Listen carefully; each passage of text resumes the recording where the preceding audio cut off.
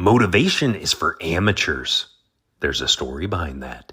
This is your daily message from Chad number 779 to upgrade your mental game today by telling yourself a better story. Because the most important story you hear is the story you tell yourself. This message is dedicated to the industrious Peyton Smith, a true hustler.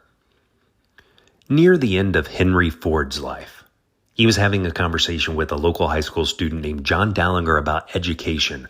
Ford was going on about the virtues of the McGuffey's Reader era, a textbook used in public schools, which must have sounded hopelessly outdated to the young student. When Dallinger tried to politely push back, saying, "But sir, these are different times. This is the modern age," and Ford cut him off sharply with, "Young man, I invented the modern age." What makes this response so memorable is that it captures Ford's personality perfectly. The claim is simultaneously preposterous, megalomaniacal, and largely true. Ford didn't just build cars, he fundamentally transformed how the world worked and lived.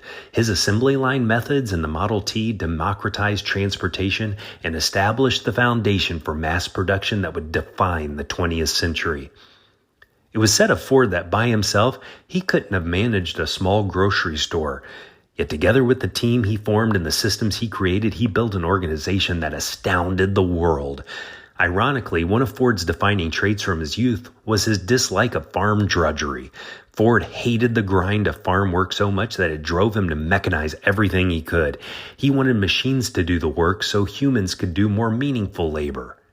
Ford thought that relying on motivation was for amateurs. He once said, quote, "I pity the poor fool who is so soft and flabby that he must always have an atmosphere of good feeling around him before he can do his work," end quote. Ford's perspective was process trumps motivation. You build systems and habits that make action inevitable regardless of how you feel. This is the second message in our mini seminar on motivation. Yesterday's story was about Arnold Schwarzenegger's use of negative motivation. He's an example of bad experiences fueling drive instead of draining motivation. Today's story about Henry Ford is a great illustration of how professionals follow systems and amateurs follow feelings. Motivation is a myth. You don't have to wait on your mood or emotions in order to get work done. Accomplishment is inevitable when you commit to a system, just as Ford committed to the assembly line. The better story to tell yourself is, I don't follow feelings. I follow systems that accomplish my goals. What's feelings got to do with it? You know what feels great? Knowing you're working to build something great. You don't even have to wait to reach your goals to feel good about yourself. The journey has its own joy. You don't need to ask yourself, do I feel like doing this? Tell yourself, this is what I do, because you are following purpose, not feelings. Tell me a story of getting the job done regardless of feelings to fromchadsmith@gmail.com. You can always leave a comment on YouTube, Apple Podcasts, and Spotify, or wherever you listen to podcasts.